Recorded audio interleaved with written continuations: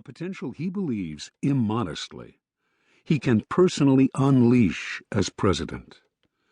He admires America's wealth and power, even if undeserved in his view, but he is passionate about redirecting them and remaking us into a truly great nation, a part of the global community that shares rather than exploits its resources.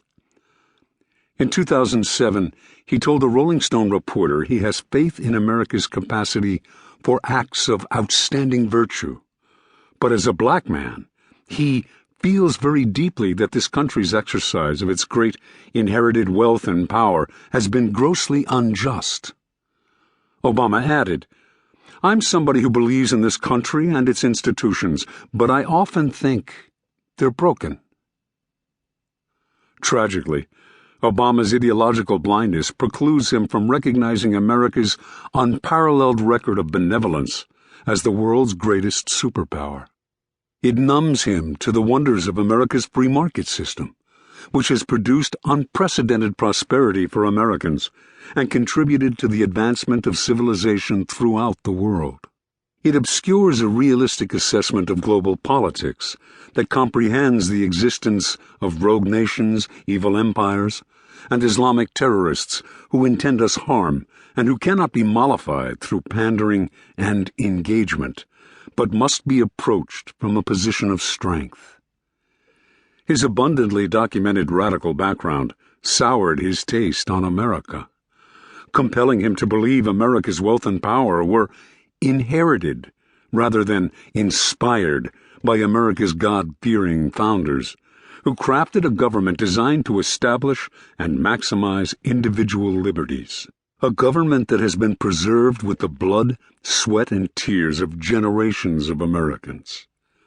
Ironically, Obama's domestic policy, foreign policy, and national security prescriptions are the opposite of what America needs.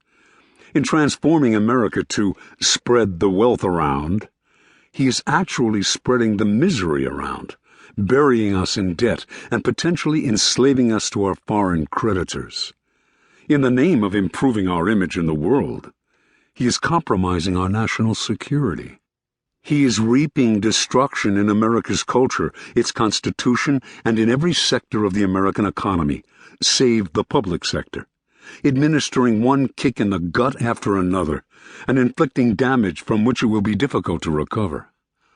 While holding himself out as a post-partisan, post-racial president, he has exacerbated racial tensions, inflamed partisan divisiveness, engaged in acrimonious class warfare, and demonized anyone to the political right of the late Ted Kennedy. For someone who inspired so much hope and had so much goodwill upon taking office, even among certain commentators and media professionals who consider themselves conservatives, it is striking how far he has fallen so fast. His approval ratings have cratered more rapidly than those of any modern president. He has squandered more political capital than most presidents ever possessed, and he has done it all himself. His popularity freefall hasn't occurred as a result of circumstances beyond his control. But that hasn't prevented him from milking the economic crisis excuse ad nauseum and endlessly scapegoating his predecessor for the multitude of problems Obama allegedly inherited. He owns our current set of problems, which, if he did inherit, he greatly exacerbated through a series of deplorable policies and actions. He promised to lead a transparent, ethical administration, free of corruption and sanitized of conflicts of interest generated by the revolving door between lawmakers and lobbyists.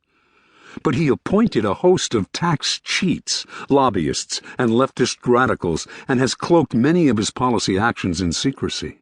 He has reportedly used his appointment power to offer high-ranking government jobs and other benefits in exchange for votes supporting his agenda.